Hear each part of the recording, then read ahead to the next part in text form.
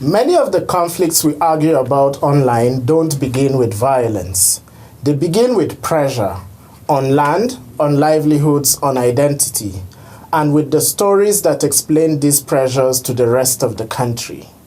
Long before a place becomes a headline, it has already been narrated, simplified, and judged. In this episode of the Delimi PROSPER Podcast, we take a moment to examine how media and storytelling go a long way to shape public understandings of conflict, especially where environmental stress, economic hardship, and identity issues intersect. In this podcast episode, we ask why complex pressures are so often reduced into us versus them, and what that means for conflict prevention. My guest is Leah Katung Babatunde, who is a senior broadcaster and policy communicator who has spent years translating economic and policy realities for national and international audiences.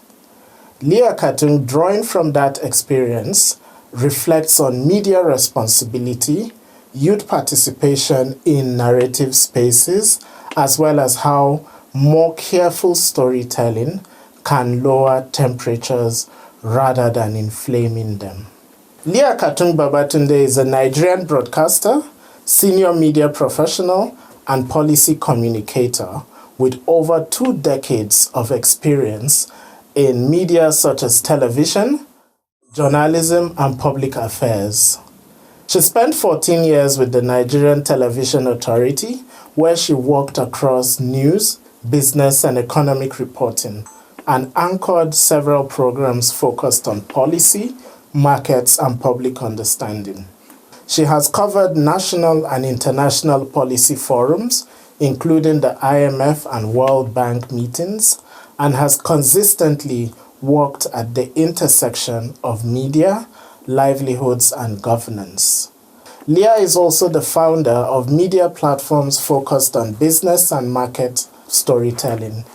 Hailing from Kaduna, she brings both lived familiarity as well as an intense professional discipline to conversations around identity, resource pressures, and conflict, particularly how complex realities are translated, how they are simplified, or how they are distorted for mainstream audiences, and the consequences that this translation carries. Thank you. So, Leah, before journalism and broadcasting and your work in policy, I'd like us to start with landscapes. You know, the landscape of Kaduna itself, from the southern part of the state to Zaria, where you schooled, to the state capital itself, which is, Kaduna is one of the major cosmopolitan areas, you know. As the headquarters of the North. And headquarters of Northern Nigeria, yes. So what was it like for you when you were young, you know? What was it like? What did you hear about who belonged, who didn't belong? What was it all like back then? Okay, I will start, by the way, I would say thank you for having me. And I was actually born and bred in Zaria. Okay. And so for a lot of persons, it's kind of unknown to them. But yes, I was born in Zaria. My dad was a soldier, so I was born at the depot there. But eventually, we have an interesting story because we moved from military life into the academic society. So he transitioned from military all the way to academic. So he began to lecture. And so we had that transition. And all the while, my life, we didn't have any sort of division, I would put it that way, because we knew that back in Gelesu, we could go to any house, for instance, and anyone was welcome to our house. And my dad had this culture of weekends mostly, as long as they don't go for any church outreach, they would cook and anybody can just come and eat. There was no barrier to that. Everyone was welcome to his dining table. And that's the kind of culture we grew up with. From primary school to secondary school, we were actually just moving without any prejudices, and it was just a good thing. In fact, we'll follow everybody. We all used to go to Kogi. Yes. And come back with red eyes. Yes, we're going to hide, and then when you tell people typically now they are going to Kogi, we know the kind of people you're talking about, but it didn't mean anything to us at that time. In fact, we had some of these boys who my dad felt they shouldn't be on the streets begging, and we had them come to work on the farm with us, because some of the mothers said, you can't be eating free food, go and help them to work. Yeah. So it was a community. But all of a sudden, by 92, personally I didn't know anything was going on. I was in primary 6, and we went to church that day, precisely May 17th, and then we came back home, and my dad wanted to visit some people. He just wanted to do a lot of things that day, and they were all over the place with my mom. And then my mom rushes in. I was sleeping on the couch. I can't forget that day. I was on the tracy time. She came, she woke me up. She said, wake up, pick your younger ones and run. Oh dear. And I was confused. What was going on? You too? What was going on? She said, they want to kill your dad. It just didn't make sense to me. Yeah. And she had to really hit me to wake me to reality. And that was going to be my first experience. Wow. Yes, that was going to be my first experience, because that was how we lost my dad. Oh, wow. And so it dawned on me that life is not actually what we presume it to be. And we were learning the hard way. We didn't get told by our parents. We experienced it ourselves. Wow. So that was it. And we moved. After a week, we moved for the funeral. And then I saw the other side of it. The whole of Southern Kaduna went wild. And from that day, I told myself that I would never, ever be part of any casket. Once you want to open a casket, I would not be there. Yeah. Because they opened my dad's casket for lying in state. That was enough to engineer the anger in people, and then a reprisal again started. The state had to be put under lock and key again. We were kids, but I knew that day very well.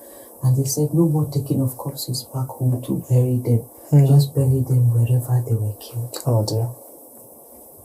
Moving on, I think from that time, it took us a while to adjust. But thankfully, my mom is someone who says, you have to forgive people and you have to move on. And then, of course, we had to undergo a little... I grew up before I had a little counseling here and there, which is what, if we're looking in the present day now, a lot of people don't get that opportunity. So we got a lot of counseling here and there. Few missionaries were coming in. They wanted to just come and see the family, and because it was brutal. Wow. Then, if you look at this Kaduna city, as it were, it didn't get the Zaria kind of impact or the Birningwari kind of impact from 92. The Kaduna city, the heart of the city now, the central, the impact started at about 2000. When we started having the Sharia crisis. And then before you know what's happening, there was that dichotomy, that breach separated.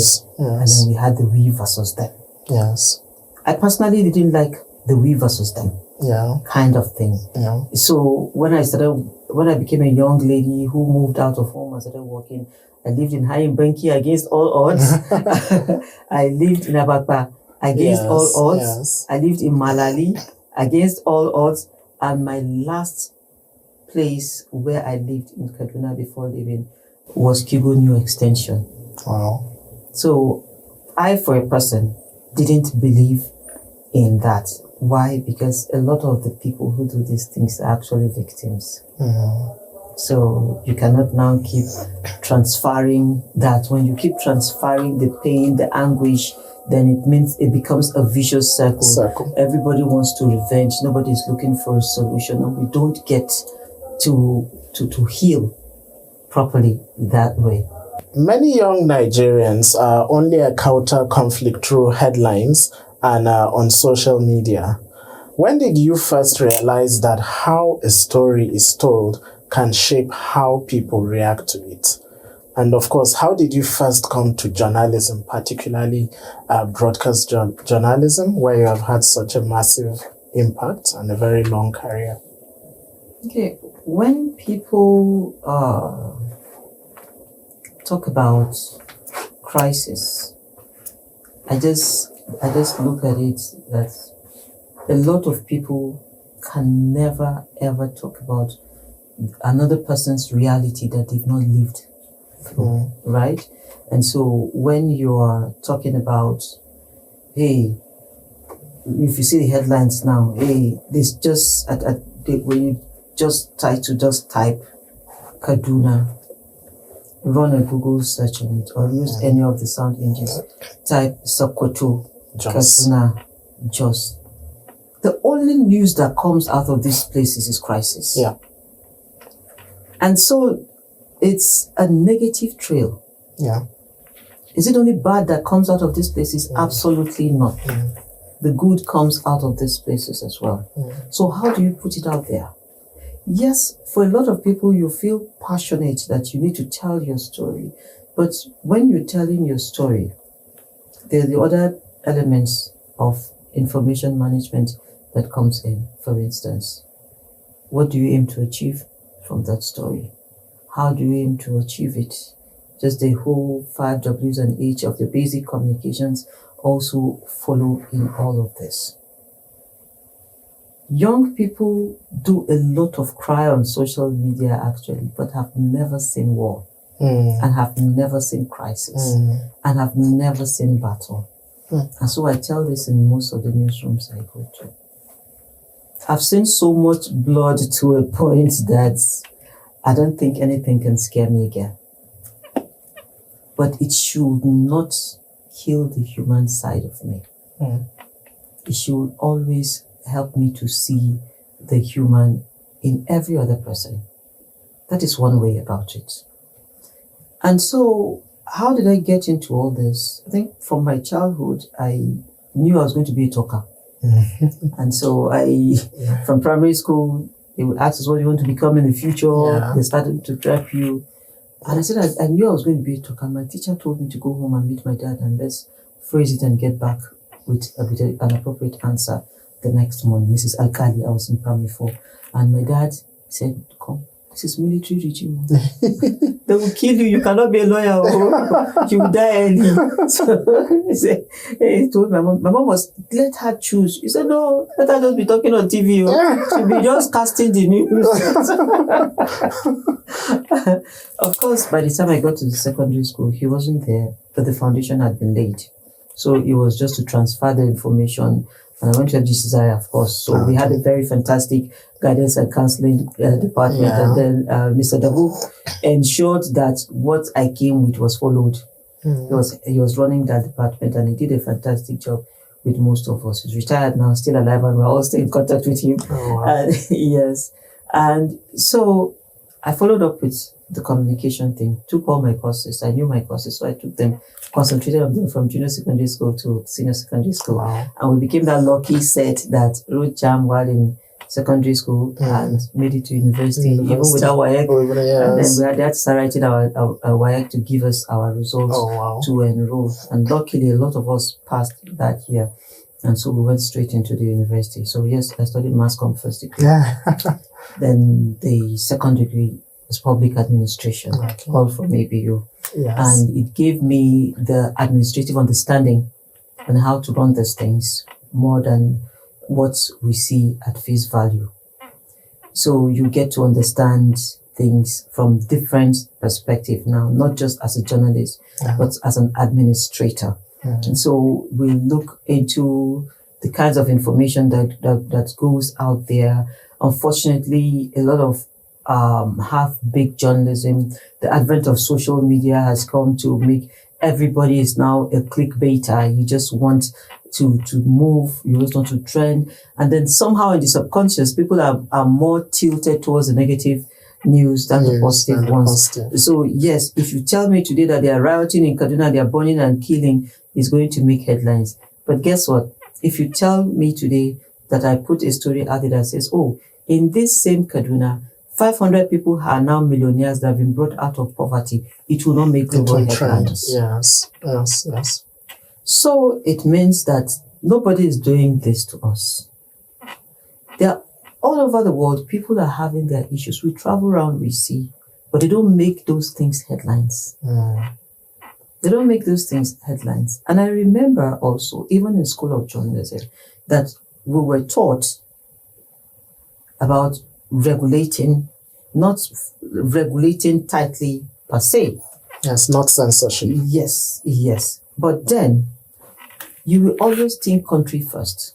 And I hope I will get the opportunity to talk about this. When you think country first, your country starts from your immediate environment. It's from the home. And then your immediate society before the bigger country. So if the story you're putting out there is putting more fire in the home, there'll be no home in no time. Yeah.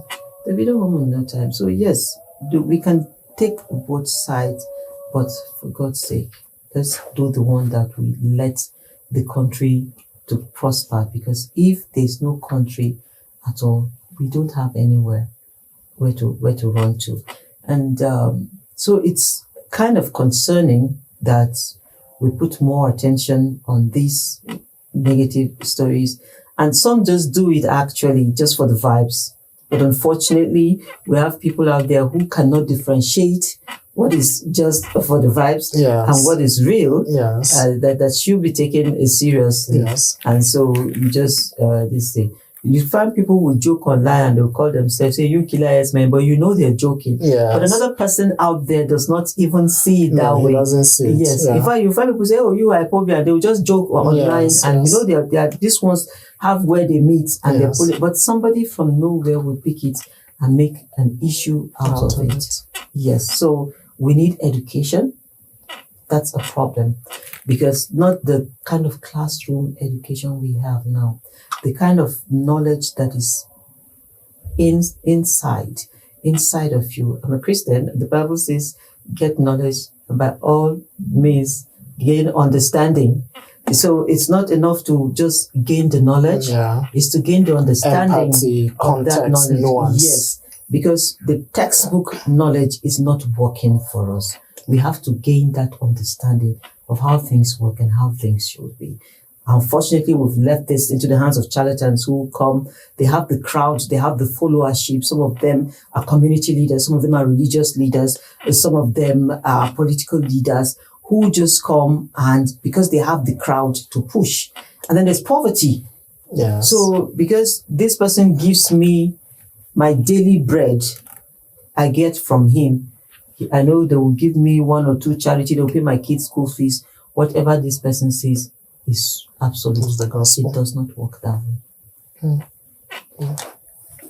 In northern Nigeria, particularly, quite a number of the crises and the conflicts that we have begin around land, water, historical contestations, or livelihoods that are often reported as ethnic or religious crisis. In other words, they start as one thing and quickly become something far more complex and divisive. I would like to stay with the track of young people. For the young change makers, like the ones we are working with under this project, I'd like you to talk about what is lost when things are reduced to us versus them, when more complex issues are simply reduced to us versus them narratives. Great. So I have a community from where I still operate till now.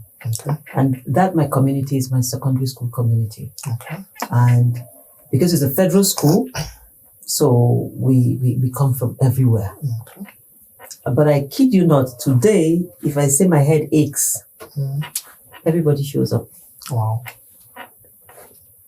Yes. In fact, the closest person to me is a Fulani lady. She will show up first. Oh. So, different faiths, different tribes, but she would naturally show up first, and I'll do the same thing for her. We know ourselves on family levels. When you do the us versus them, it does no good to anybody. This is what it does. And I'll give a kind of simple example. If you go to the airport, do you look for who is the pilot before you fly? Mm. If you go to the hospital, or you're in the hospital, you need medical care, the emergency, do you start looking for who is that person? You wouldn't.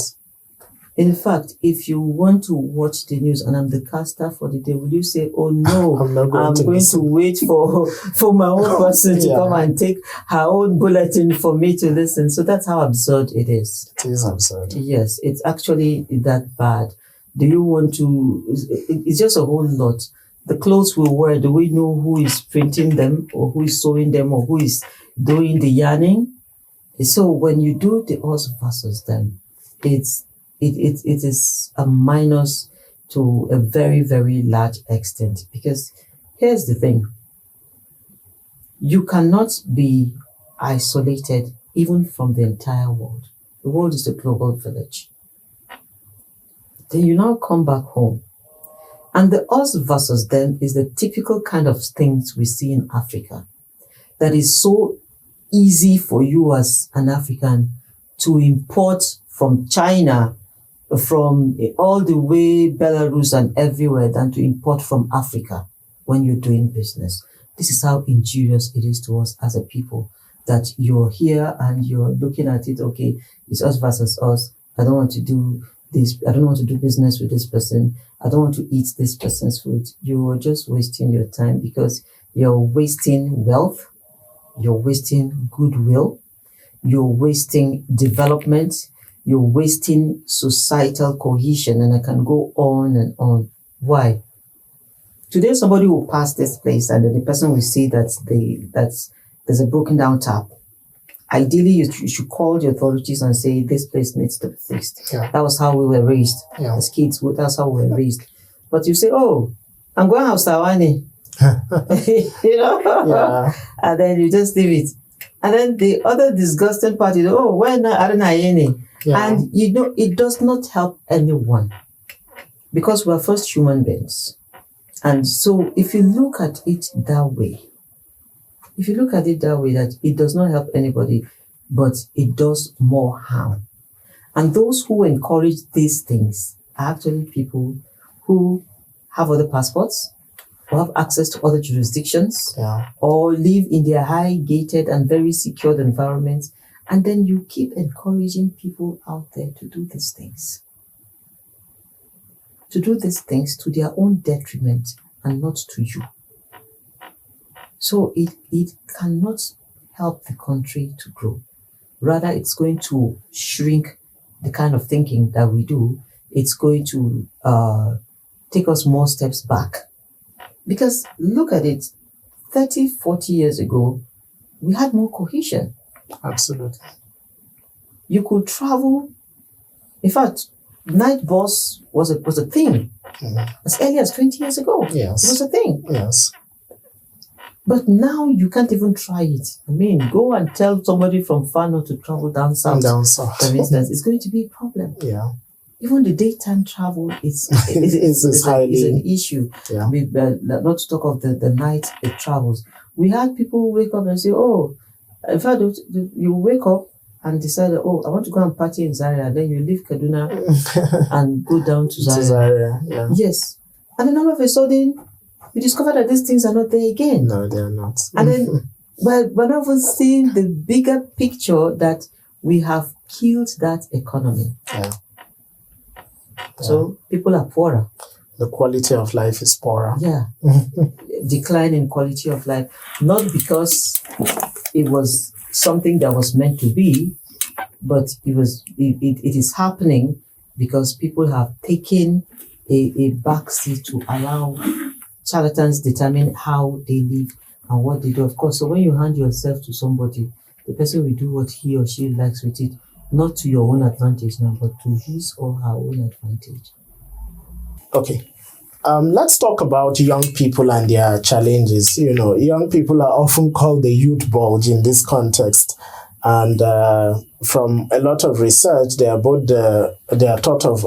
described as both the primary perpetrators and the primary victims of most conflicts across the world. Yet before the conflict, young people feel pressure, food prices, lack of jobs, the subtle effects of climate change. From the advantage of your career, why are these things rarely treated as warning signs of impending conflict? We always seem to rush into the conflict and we're surprised that we are there. But the conflict builds up. How is it that we are not able to arrest it before it becomes a full-blown conflict? I think it's a systematic failure on our part as a country. Why? Because, as you've pointed out, the signs are always there. So, we already know that by the next few years, we're going to have the largest population in the world. Yes. For instance. Yes. We're already the largest black population in the world. We didn't just know that this was coming. Yeah. We didn't just know that Lake Chad was shrinking. We didn't just know that the desert was encroaching and is still encroaching. We didn't just know that there's something called climate change. And so this is it. People are increasing. The resources now, more interest in the resources are there. So for crying out loud, why don't we have programs? Why don't we have policies that are targeted at addressing these things? Let's not even go too far.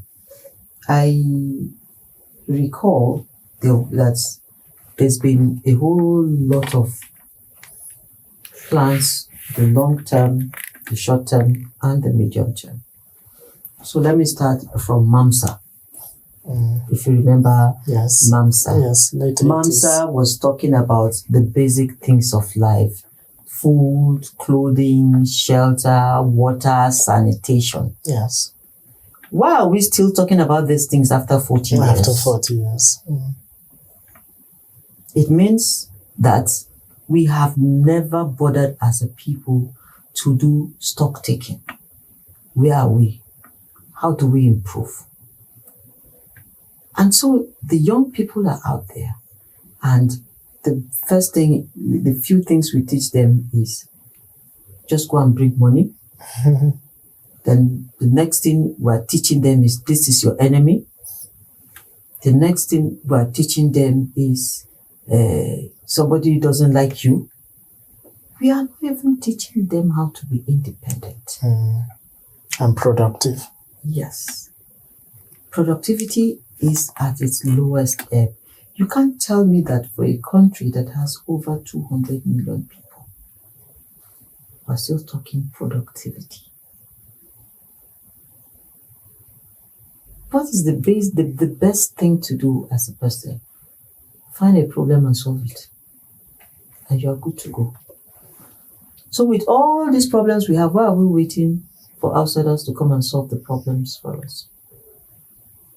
We say we're fighting over land, for instance, in my state. And yet we have large swaths of land in the hands of terrorists. Yeah. If those lands were being put to use, would those guys have gone there? Exactly. To set camp? Exactly. Secondary school will go for excursions. I remember, we had this book, NOEC in primary school, and there was the story of this family that went on tour around Nigeria. They went to Kainji Dam, and they stayed there. It was a resort and all that. Can you take your family to Kainji? Kainji now. So, here is it. We killed all those things without a replacement for them. If you say, okay, you want to be very religious, so you don't want this, you don't want that, what is the alternative? But we don't have the alternatives. So as long as the alternatives are not there, to now be back to the proverbial idle man is the devil's workshop. Because you've left them idle. Yeah. But I would say that we can still correct a lot of these things. Just dust a lot of these government programs all over the place. I can tell you an easy one. That will be all of the one local government, one product by slogan. And there's no local government in this country that I know of that we are going to point out and say they have lived to the fulfillment of that program. The local government system has even been in jeopardy for as long as I can remember. Yeah. So if we don't get it at the basic level, there's no how we're going to. It's a governance issue. It's structural. So I have a local government chairman who is like a king. Nobody sees him or nobody sees her. And they don't do meetings. They don't look at me in my community to say, this is what the young people don't know them. The young people don't even understand these things. Yeah. So if you didn't study government in school to understand how these systems work, you wouldn't even know who these people are or the roles they play. Just as a typical young person outside, who is your local government chairman? This AMAC we're in now, but many people know the local government chairman. Then you cannot imagine when you go to a place like Kaduna, would the local government chairman might not want to have anything to do with you except if you're in their party. Which is a totally wrong way of doing things. Yeah. In fact, if you get the basics to work, like the primary health, primary education, you will engage the youth. I always ask these questions. Why is it that we need to give contracts to say that we are fixing roads, for instance, to do renovation or whatever? We have public works departments. What are they doing? Why do we render them redundant? If we make them active, even from the local government level, they will do these little repairs. They'll fix the street lights. You don't have to come to federal government to fix a street light in Kwai. You don't have to come to the federal government to do a borehole somewhere in Zankan. When these things can be done at the local level, then you are now issuing contract from somebody to travel from somewhere, to move a truck, to go somewhere. Meanwhile, the youths are there. The farms that we talk about, this is January, going into February. Some of these farm implements will not reach those farmers until towards the end of the rainy season. They won't be able to use them again. Like the improved seedlings, you have to buy them every year. So you're not giving me, for instance, you're giving me the maize seedlings in June. What will I be doing with it then? So we've made the farming so unattractive that the young people don't want to be there. Why can't the local government avail these young people with tractors to just move from this normal hoe and cutlass kind of farming? Why are we still farming at the subsistence level in 2026? So when we're talking these conflicts and the early warning signs, we've lived with these signs like forever. At least for the better time that I have part of my life that I have known, these signs have been there. So if we don't address these signs, we're just doing the typical repeat, wash and set kind of thing. They will remain with us. Because for crying out loud, tell me why we're talking out of school children in 2026. Yeah. Right? In fact, talking about schools, we had the Safe Schools initiative from 2014, which is supposed to be rounding up now. Yeah. But somehow along the line, we thought as a country that we didn't need it again. Yeah. And now we've had in the last year schools students being abducted from their schools. Those were warning signs from 2014. That policy was put in place. Yeah. But we abandoned it. So as long as we don't attend to early warning signs, we don't address those issues, they'll fester. It's like a bad wound, right? They'll keep festering. They cancerous. So you don't treat, you don't do chemo, they just until they run out of course. Yeah. So, do you think that economic and environmental stories are kept separate from security stories in Nigeria? We treat them separately, but unfortunately, they're the same. Yeah. They're actually the same thing. So, you cannot talk environment without economy and security. The same way you cannot talk security without economy and the environmental arm of the society. They are the same thing. I tell people something that over time, I try to put out these conversations that when you're talking about policy, excuse me, when you're talking about government policies to address issues, people will say, oh no, it's an economic issue. And I tell them, no, it's not. It is not. Everything under fiscal policy is everybody's issue because it is being funded by taxpayers' money. As long as you don't give it that kind of treatment, then you don't get that understanding. So in a typical newsroom setting, your editor should have his or her legs and arms on every beat. When you have your arms and legs in every beat, you'll be able to navigate them. And I tell people all the time that you should, by all means, get, even if it's a diploma in administration, it goes a long way. People think, oh, it's a cause for losers. No, it goes a long way. You will now understand the linkages. Do you know, in School of Admin, we were treating courses on climate change, on environment, in School of Admin. So what are we saying? And I'm telling you this as far back as 2008. Somebody at that time saw it and made it part of curriculum, the study. And we came and met it. So can you tell me why a newsroom will separate environmental matters from economic matters? Will you separate mining and say it's environmental? No. It has to do with security. Absolutely. It has to do with economy. Look at all the sites we have crisis in Nigeria today. Yeah. There are active mining sites there. Yes. All the places from Kajuru to all the places in Chukum to Igabi to Kaura now, to Bednugwari, all those places have active mine sites. Jama, all those places. So it means that there's a correlation. So you cannot treat them in isolation. You need to treat them together.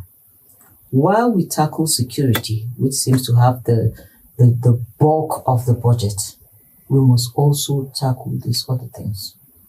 Economy and environmental issues. If the environment is right and people know how to run the environment well, it's going to reduce some of these concerns. If it reduces some of these concerns, we'll not be talking conflict in the first place. So yes, we cannot treat them separate. They are together. They are interwoven. And when you look at the whole thing again, you see sometimes people say, oh, economic issues are just about markets and making money. It's way more than that.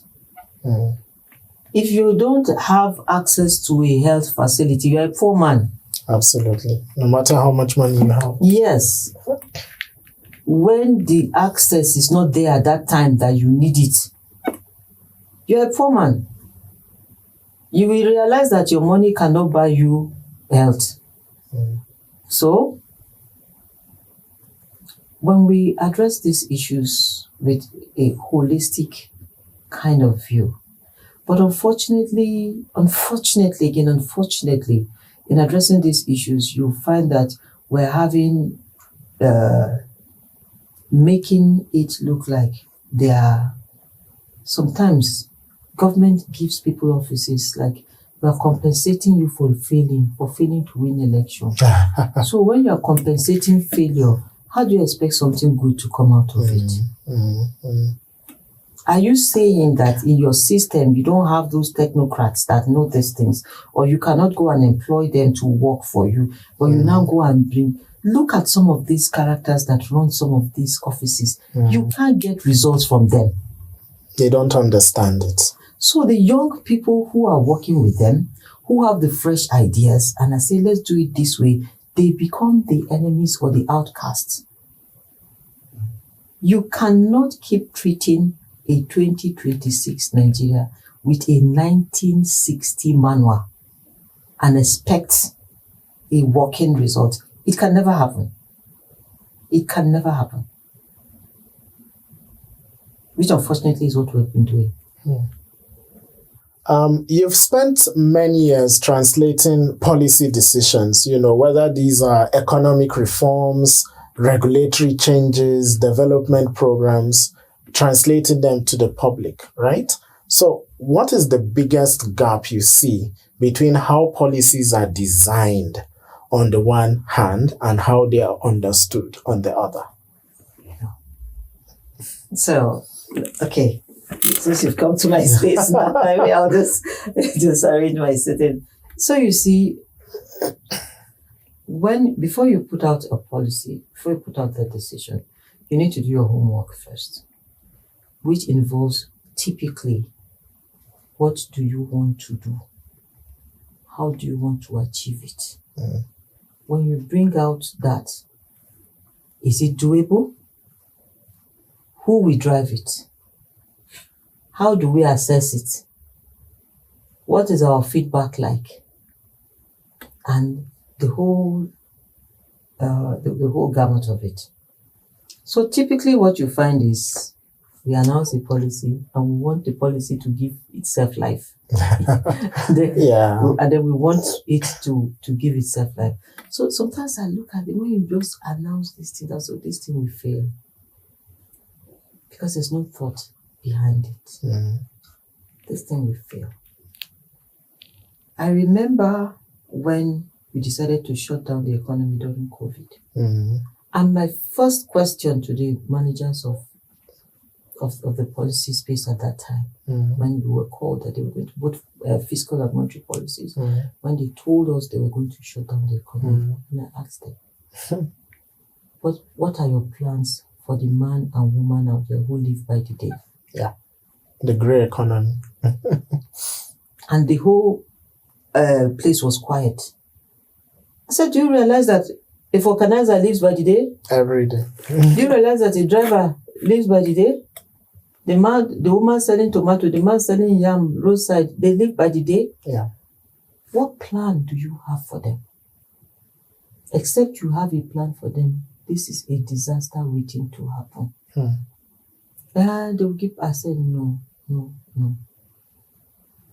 And so I had to start first, okay, can we find a way to make delivery work? Can people get passes to deliver? So that logistics can move? Oh, that's a good one. So it means you didn't think of these things in the first place. To announce in the first place. Yes. You didn't think of it. Because if you thought of it, you would make all those arrangements. So those things started coming afterwards. In fact, they didn't even come afterwards until I started the Surviving COVID-19 series. And I said, look, we need to get these people to tell us their stories. How are they surviving? How are they surviving? And then you go to somebody's house, the person is sitting down with everything getting spoiled, and the woman is crying. I don't even know what to do. Look at all this. I'm just with them here. I'm tired of dashing neighbors. I don't know what to do. So we had to start putting out those stories of how these things were affecting people. And everybody picked interest in it. Oh, let's help them with money. Let's give them transfers so that they'll be able to do businesses. Let's give soft loans. Let's do this. Let's do that. Let's give, to be able to let them move by the day. And so that disconnect in the policy space is something that has been on for. Do we have good policies on paper? Yes, we do. But workability, we don't have the workability. And as long as we don't have the workability, you will not find results. Just recently, it was late last year, until the Minister of Defense, the current Minister of Defense came, I remember vividly that a lot of us were asking questions. What is Nigeria's position on dealing with terrorists and bandits? Do we negotiate with them or do we not negotiate with them? Yes. Other countries have a straight position, but you can't have in the same government, somebody says, no, we'll approach them, let's negotiate with them. Then you have in the same government, somebody says, no, I'm not going to negotiate with them. In the same system, somebody will say, oh, we were the ones that traveled to go and bring Lakurawa from Mali to come and help us. How do you expect to have a working security system? Yeah. In the same government. So, no cohesion. Whatever that national plan is for every policy, the subnationals are to plug into it. Now, we have a Minister of Defense that says, no negotiations with terrorists. We have a state governor that wakes up to say, we have done X, Y, Z with them, and then we have, so that they can release some of those people, we have also released some of them who were arrested. We have given them freedom so that they will release some of those kidnapped victims. In the same government, all in the same party. You cannot achieve results that way.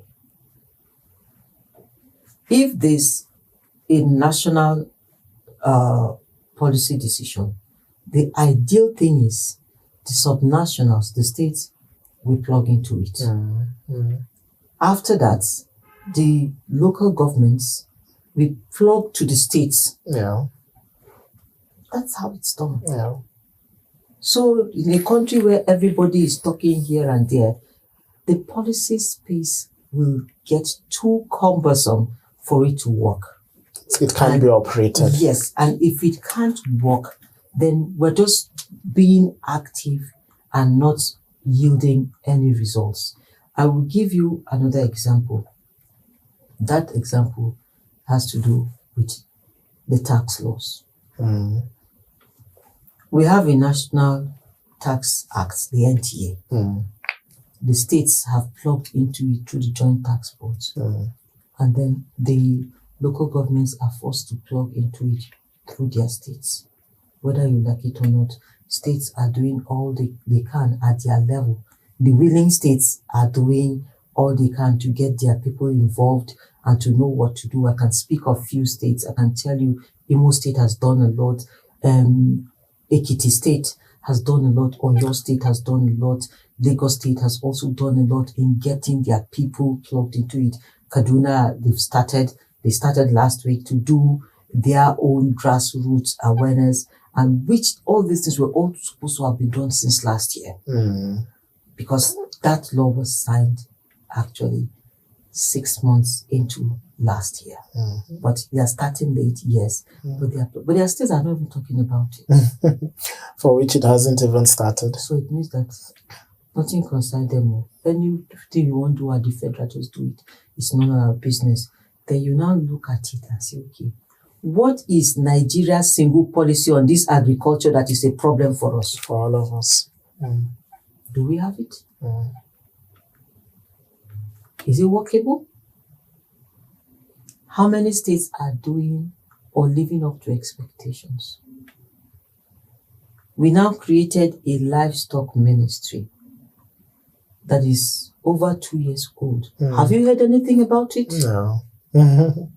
And that is the sector that is at the heart of the crisis in the country. Yeah. That is the sector that is heart of the crisis in the country.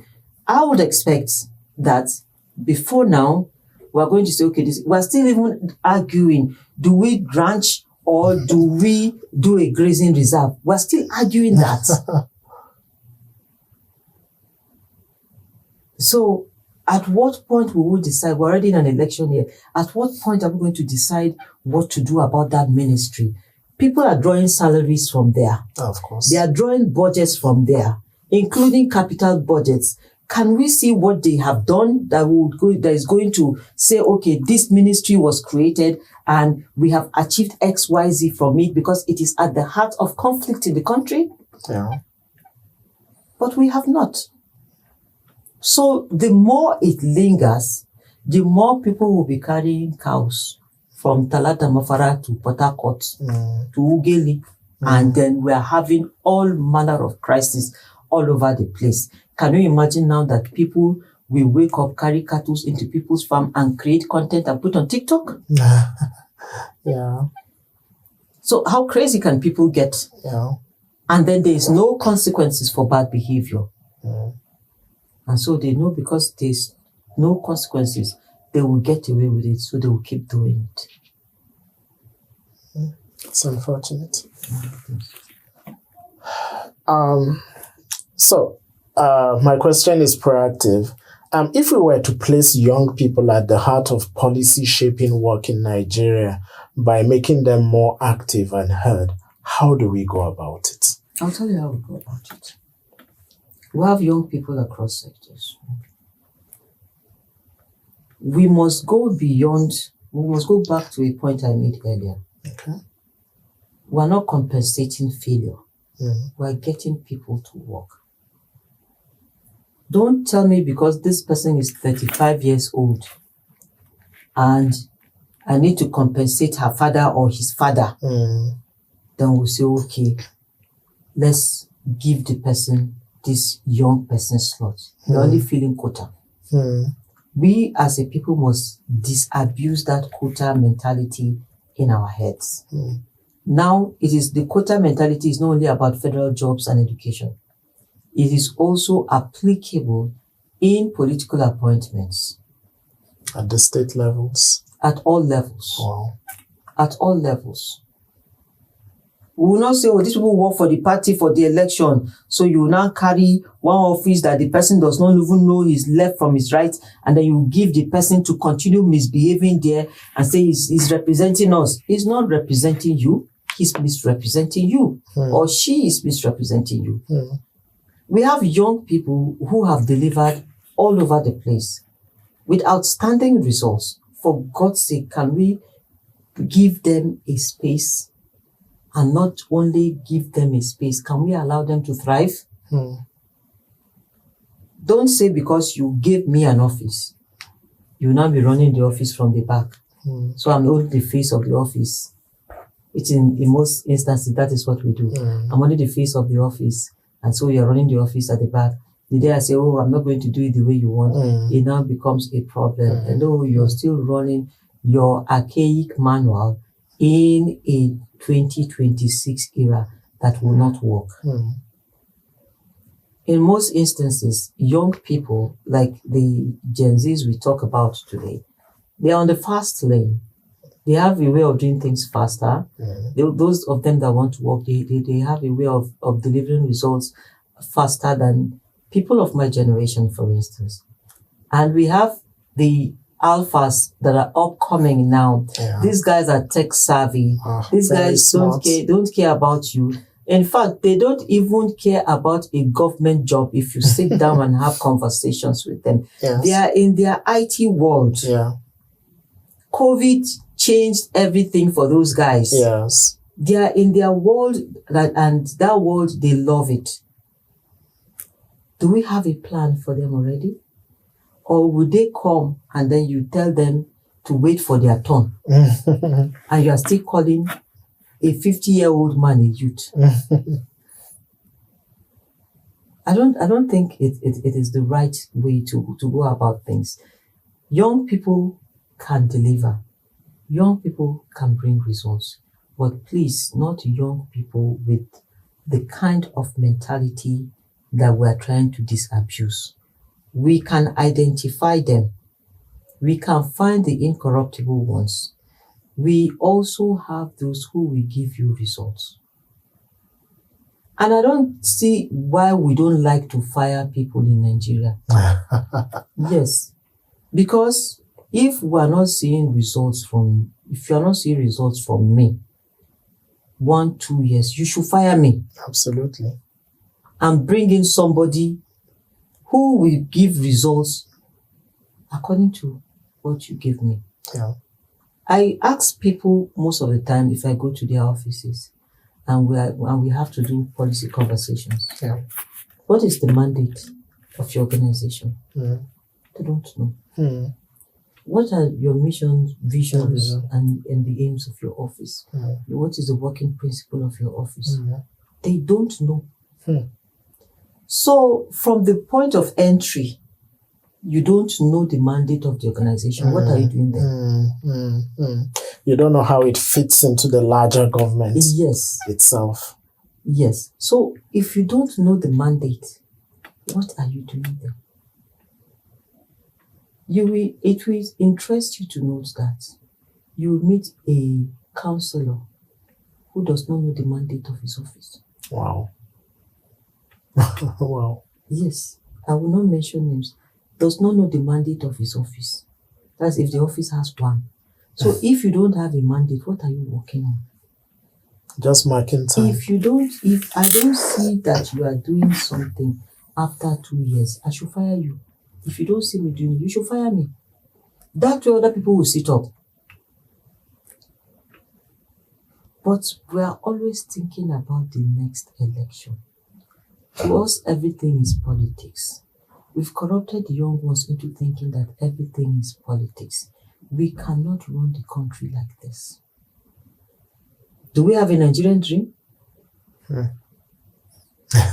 Do we? We really don't. We don't. We don't. We don't. So, if as a child growing up, you don't have anything to aspire to as a country, what are we talking about?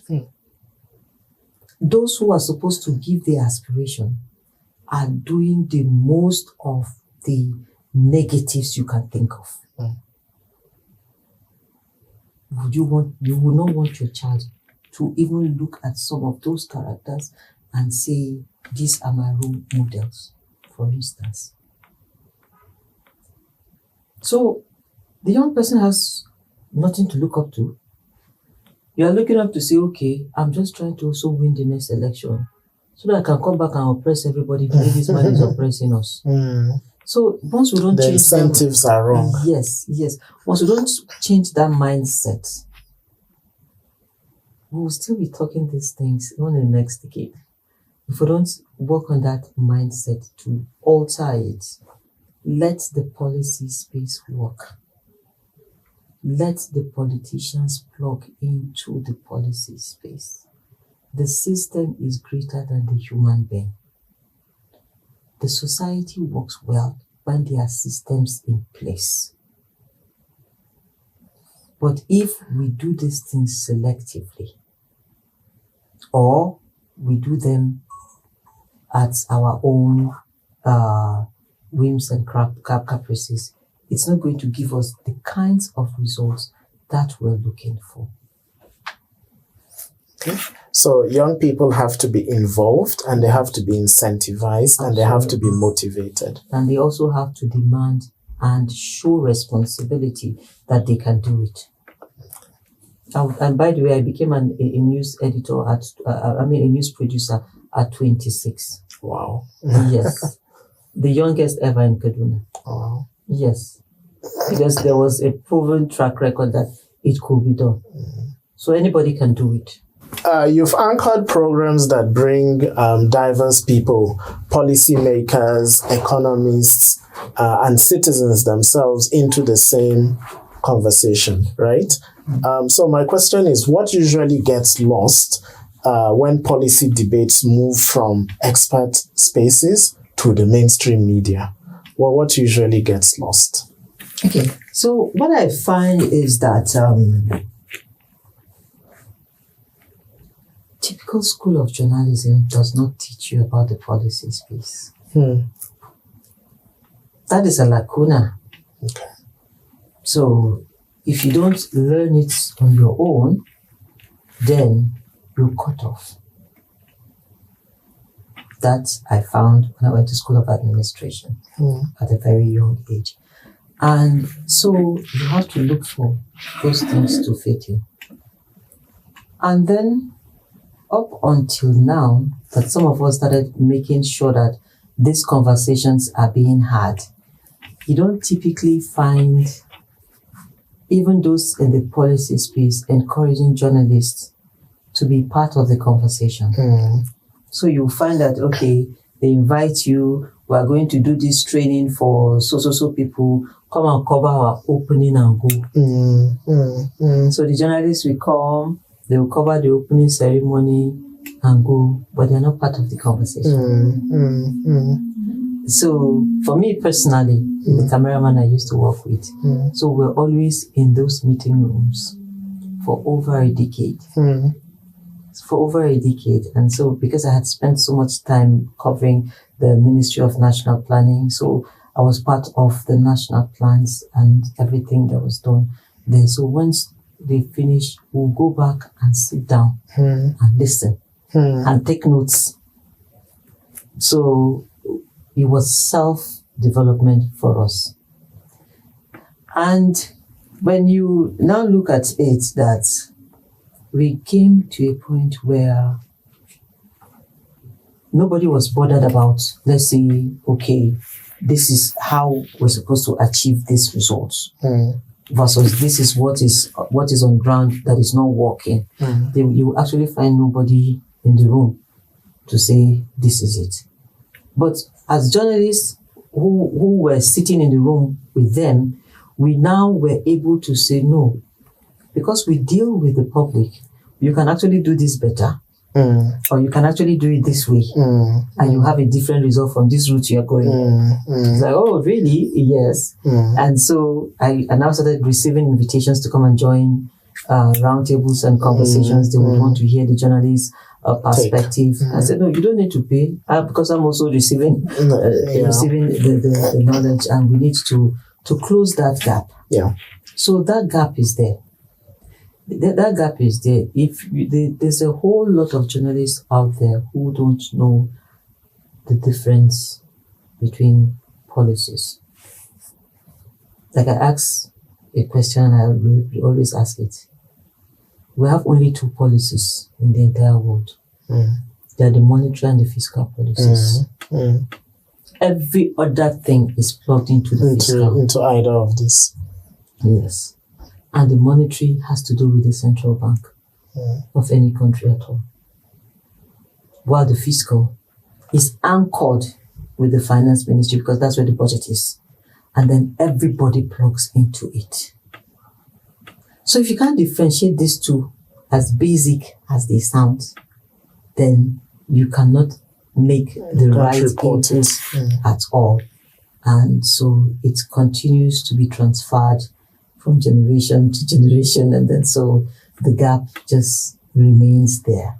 But I think there's a whole lot that the School of Communication needs to do to address this. There's a whole lot that I am hoping that the communication structure curriculum that is being worked on and that is going to address these things, because if you don't differentiate them, you won't be able to. And of course, learning doesn't stop. So you just don't get one certificate and rest. You try to get others as well, so that you pick from here and you pick from there. And at least join one or two policy roundtables. There's a whole lot of them right now in the country. I've found myself in the ones on audit. I've found myself in the ones on investigation. I've found myself in the ones on budgeting, security, and what have you.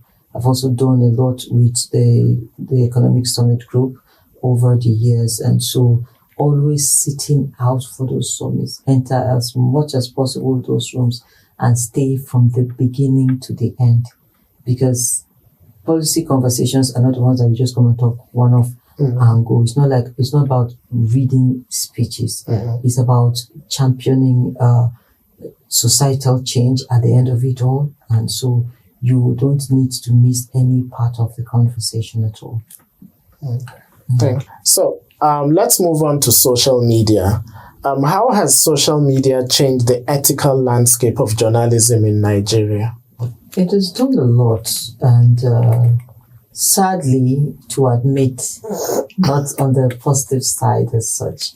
And that is because for a lot of people, they consume information that when you, as an expert, tells them that this information is wrong in the first place. So they argue with you. So, but this person sent this person. Say yes. The space has shrunk to a point that the lines between misinformation and disinformation have blurred. And then you're now having also to deal with the advent of artificial intelligence, where deepfakes. Yes, where people are just wanting to pass information without thinking about the deeper implications. For you as a journalist who is being held onto accountability, there's a limit to the kinds of things that you're going to produce. And then we have the checks and balances, of course, with for we broadcasters in the NBC. When you put out something that is false or injurious, you deal with the regulators, while the press council deals with the print. But I tell people this: if you see something out there, verify from other media houses. Go to the media houses that have address, that you can see them, that are registered with CAC, and so they have a lot at stake. Look for them. Email. In fact, even if you don't know anybody, email them and ask them, one or two persons. We've seen this story at so place. Is it true? Can you verify? That's because, of course, some media houses will want to play safe. The journalists might have the story, but the media houses will not publish or will not allow for broadcast. So those kinds of stories, there's a way you can also verify them. But swallowing what you see from the social media, hook, line, and sinker, without verifying, will always land you in a mess. We've seen what is happening, for instance, in America with the Minnesota issues, and the young man put out his content on YouTube. It was now left for the everyday American to go and verify. So they were doing the verification themselves. They did not just carry the story hook, line, and sinker. But here we don't know what it means to verify. We don't. So you can just wake up and say, oh, this place is burning. And everybody responds to it. We don't know what it means to verify if such stories are true or not. At least, to an extent now, I can sleep a bit, because I think it was built up to the last elections that in the night my phone will ring till morning. We're hearing this crisis also place, and then I'll have to be calling. I'll call the villages. I'll message people. Is it true? What's going on? Do we call the security? Have you notified them? Is it at the local government level, or we need to escalate to the state level? So it was that kind of thing. So even if, of course, being a journalist, there are kinds of information that will pop up on your phone, whether you look for it or not. So yes, if anything about Kaduna comes up, it will pop up naturally on my phone. So the next thing to do is begin to start waking them up if they are asleep. This is what I'm saying. Is it true? Do we need to call for help? Can the state control it? Or do we need to escalate it to the federal level? Are you doing it at your level? We have these kinds of conversations. We don't need to rush to the media to actually start to social media to start posting this is happening. So back end, we do these things, and then it helps to tighten the news around those areas, if anything at all is happening, and then we're safer. So, if media organizations took the environmental conflict nexus seriously, what would change first? Is it the headlines, the sources, or their priorities? How would the reporting change?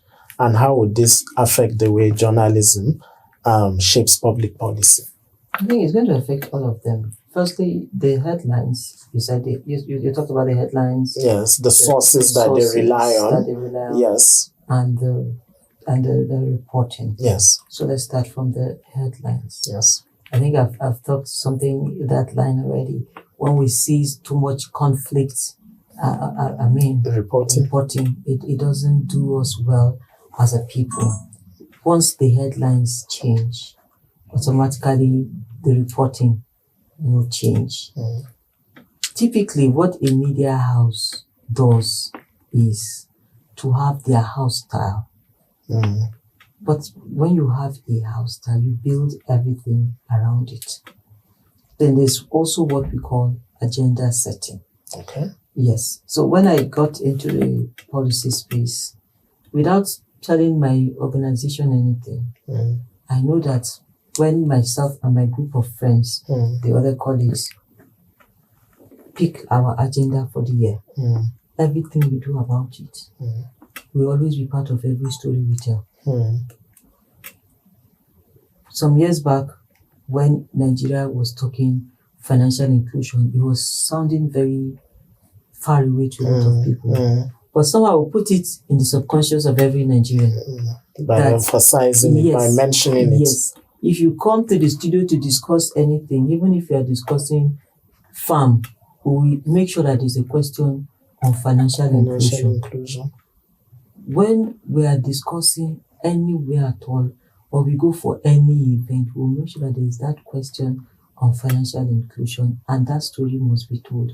So that way, it was getting into the back of the mind of everyone. Okay. So when media houses do agenda setting, now people have this set agenda for government, but there's a number of us that do agenda setting for government. Nigeria first started from me. Wow. If you check my company profile, as soon as we registered it 2023, because Nigeria does not have a dream for anybody to look at. It's okay, we are building, we call it a small but impactful media house that operates on the principle of Nigeria first.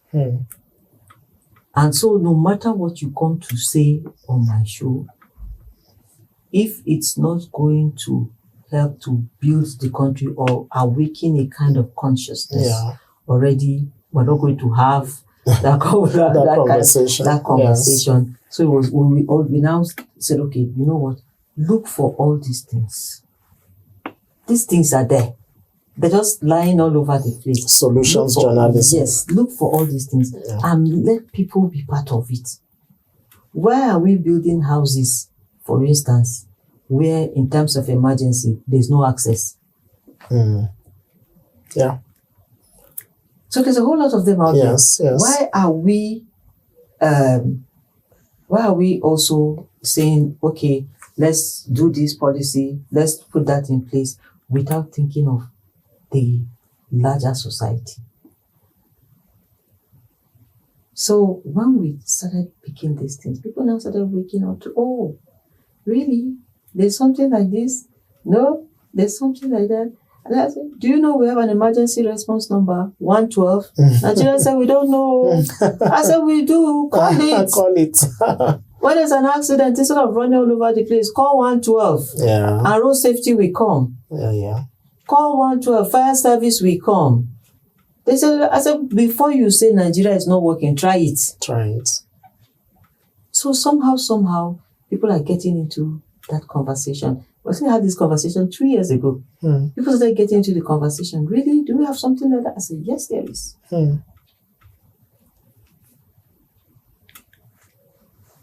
So the newsroom can't change the society the newsroom wants to. But now, everybody's looking to just sell stories and the good stories. Sell papers, clicks. Yes, and so sadly, when you sell solutions, you really don't make money out of it. Yeah. You have to now start looking and waiting on goodwill. Even the organizations that are benefiting from the solutions, they see you as somebody who is coming to bring solution that will not make them to spend money again. So they rather be spending money on problems that there will be budgets on it. But I tell people this: if you solve one problem, you will see another problem to solve. But if you keep padding one bad problem, you will pad the bad problem forever. Yeah. Now, let's look at this. Let's look at it this way. We had train incidences between Kaduna and Abuja within a couple of years. How many times? Until now that we speak, nobody has seen to put detectors on the track. On the tracks. We don't need anybody to tell us. Why are we still having to patronize the staff of the NRC to buy train tickets? To buy train tickets. These things can be solved. But if you go to other countries, you have your train tickets. Yeah. You can come back to Nigeria after a year, go back, you still use the same ticket. Highest you top it. Yeah. Nobody is saying that no, if you don't use it after 24 hours, you cannot use it again. Yes, or it's only valid for one trip. No. Yeah. So why can't we do these things? When we make it work, we spend less money on maintenance. And then we build trust in the system. When we build trust in the system, people are eager to invest in the system because it's working. And it's certain. Yes. But okay. we're happy with it the way it is. With the dysfunction. So, lastly, for young people who are consuming and producing content today, what single habit could help them avoid becoming part of conflict escalation without silencing themselves? Verifying. Verify. Yes, you just cannot do enough of that. Verifying information. And once you also consume information, you now have to ask yourself inwards, what do I do with it? If it's true, what do I do with it? Should I be part of the problem or part of the solution? Do I escalate it or de-escalate it? And that is a fundamental for a lot of us. I tell people this all the time, and I don't stop saying it. If you have not seen what we have seen, may you not see it. May you not see it. I also tell people all the time, Nigeria has only one constitution, which has not changed. And that constitution makes everybody equal before the law. You don't, for any reason, trample on another person's rights. And you can't be more Nigerian than another person. We should build a system that upholds values, that upholds good behavior and punishes bad behavior, irrespective of who is doing it. If we do not punish bad behavior, irrespective of who is doing it, it becomes attractive for people to behave badly. That goes along with the kind of information we also consume as a people. I look forward to a day that people will think twice before they post. We've seen the social media law being used, unfortunately, as an instrument of state in this country instead of an instrument of correction and sanitizing the system. In other places where it is being used, we've seen how they use it. They use it to sanitize the system, not to harass, censorship. Not to harass those they feel they can harass.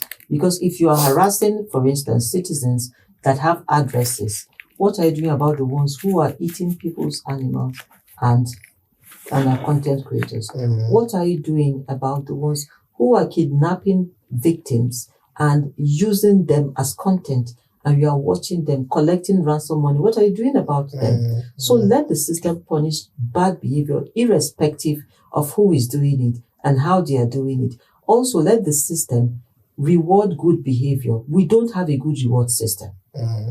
Absolutely, we don't have a good reward system. We've seen people who whistleblow and then they end up being victims of the system. It shouldn't happen. Young people can use the social media responsibly, use it well. In fact, recently we saw someone advertise for a job on X and then says he's not taking somebody because of what the person has posted in the past online. And people say, oh, I said yes. Your social media presence is your mini CV. A lot of embassies will look into what you are posting online before they allow you into their jurisdiction. And if what you are posting does not align with their national aspiration, they will not let you into their space. Do we have a national aspiration? We do not have that national aspiration. We design national plans just to consume them today or to just fill space, not because we want to achieve results, because it does not look like we want to achieve results. If we want to achieve results, our national plan will accommodate everybody and everybody will be part of it. There's no ownership of it. So when a young person does not feel like he or she is part of the system, for God's sake, how will they contribute to it? I don't think that it's right that way. Let the young person see their lives beyond the social media. There's so much more out there for you to do, and you can achieve and do much more if given the space. Even if they don't give you the space, force yourself in. You just keep trying. Most of the people who we talk, serial entrepreneur, you just keep trying. You don't give up, and you don't allow your destiny into the hands of someone else. Do you have a plan for your own self as an individual now? You, as a young person, you need to have that personal plan. That your plan, you now plug it into the national plan. That is how it works. I started doing a personal plan proper for myself when I met one-on-one with Dr. Cosmos Maduka. And I moderated a session of young people that time, and he was one of the speakers. And after that, he had to call me. He said, look, the way you speak, I don't think you belong in civil service. You have to start planning your life. You say you can't cope, you'll not last there. You have to start planning your life and just get out of that place, because there's so much in you that we want young people to take, but they won't be able to access it once you remain in civil service. Move out of it. Let them see reason why to do things the way you are saying, and go around and talk to them. A lot of young people don't have those who they call mentors, who talk to them. Mentors in the real sense. A mentor is not somebody who will call you and give you money, which is the wrong notion we have now. A mentor is somebody, even if you don't have direct access to the person, you are seeing the person, you are following his or her footprints, and you are learning from the person, their mistakes, their gains, their losses. You wear them, and then you don't try to be better than them. But when you are sitting down and then you are looking at people, you say, this is the person you are following online. What value is that person bringing to your life? Is it something that you can take to any international gathering and it will sell? So if it's not going to sell, then you'd have to start looking for another person that you want to be reading and hearing from. That way, as a young person, you will do much. Are there good people on the social media? Absolutely. There's a whole lot of them. There's a bunch of them. But most young people don't want to follow those people who do most of the serious talking. You want to follow people who want to just do all the vibes and go out and there. You have to make the money to spend it. And Aliko Dangote or an Abdul Samad can afford to do all the flaunting now, because all over the years, they have worked for their money. Please don't look at them with this, but look at where they are coming from at your age, where they were, and then you start from there instead of starting from the Elumelu that everybody is looking at. When he was 30, where was he? What was he doing? Go and start from that place at your 30 years, not to start from where he is at 50-something. Yes. Okay. Thank you very much. You're welcome. Thank you. Conflict rarely arrives without warning. It builds through pressure on land, on livelihoods, and on belonging, and through the stories that explain those pressures to the public. What we've heard today is that when complex realities are reduced to simple labels such as us against them, opportunities for prevention disappears. For young people, the task is not silence, but discernment. The very content you share, the headlines you trust, and the narratives you repeat shape whether tension, coming from all over, escalates or cools down. Environmental stress and economic hardship will continue to test communities. How we talk about them will determine whether they become shared challenges or lines for division. Peace is sustained through careful language, patient listening, and responsibility in public storytelling. Thank you.